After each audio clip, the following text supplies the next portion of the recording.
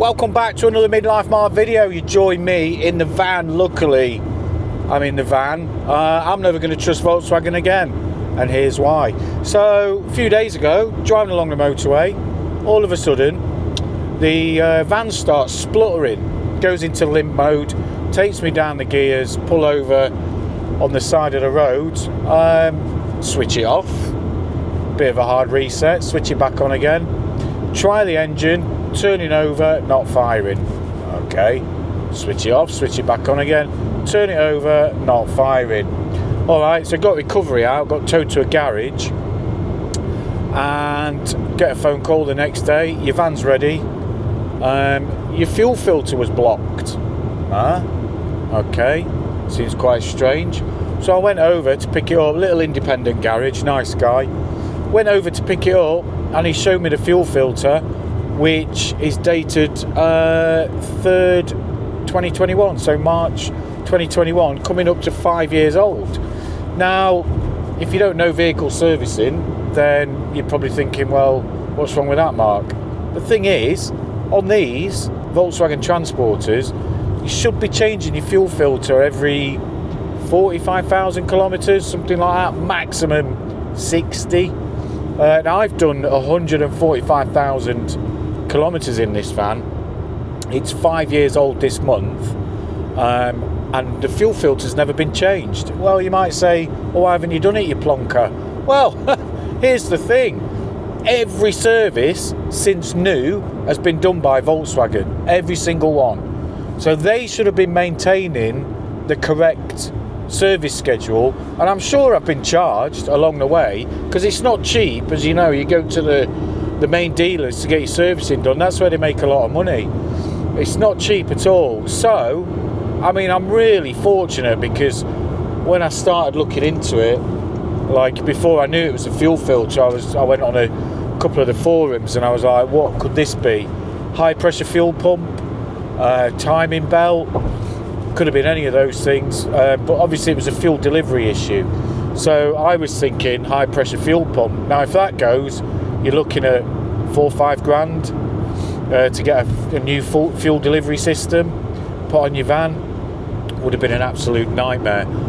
Fortunately, I think I've got away with it, but I'm really bloody annoyed in it. We say it in English, bloody annoyed with Volkswagen, and it's not something that I can just go in and speak to them about, because obviously I don't live in the UK and my first language isn't Czech. So to go and try and argue the point with them, it's going to be quite difficult. If I was in the UK, I'd be down the dealers already, but I'm not. So I'm going to take it as a lesson learned.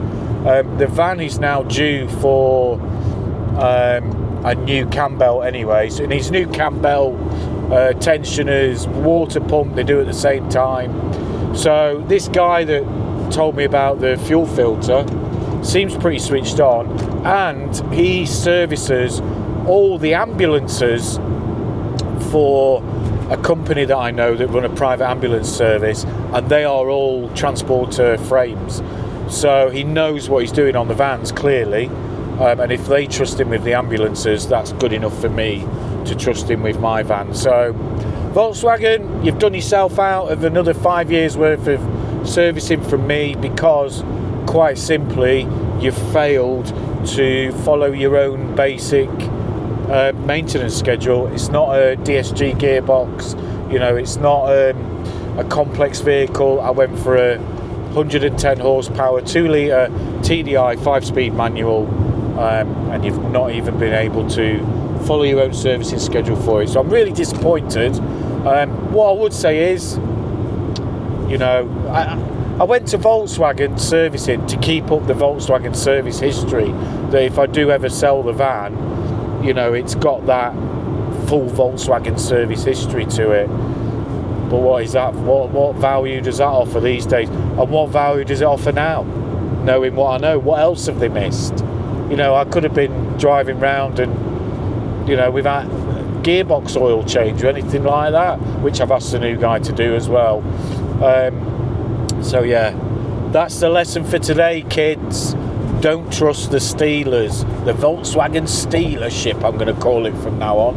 and now I'm going to try this Indy guy. So once that's done, I'll be back with an update. Anyway, that's it for this video. Bit of a rant about Volkswagen. What's your experience has been? Let me know in the comments. Do you use independent garages? Have you had any problems with Indy garages? Have you only ever used Volkswagen? What's your experience? But to be honest, I'm a Volkswagen guy. Like, my last 6 vehicles have been Volkswagens. It's all I drive. And I've used, especially when I had my R32, my Mark IV R32, I only used the dealer for the service. But now, not so sure anymore. Anyway, interested to hear your experiences down in the comments. Also, if you haven't done so yet, don't forget to give me a like, give me a subscribe, hit the thumbs up, hit the notification bell, spread it to your mates, do whatever you got to do and help me grow the channel. I have launched Cabin Curtain. I'm going to be doing some videos on that in the coming days, and also got a new product, so I'm going to be doing a short on that, so look out for my shorts. Anyway, kids, have a great day, and I'll see you in the next one. Cheers.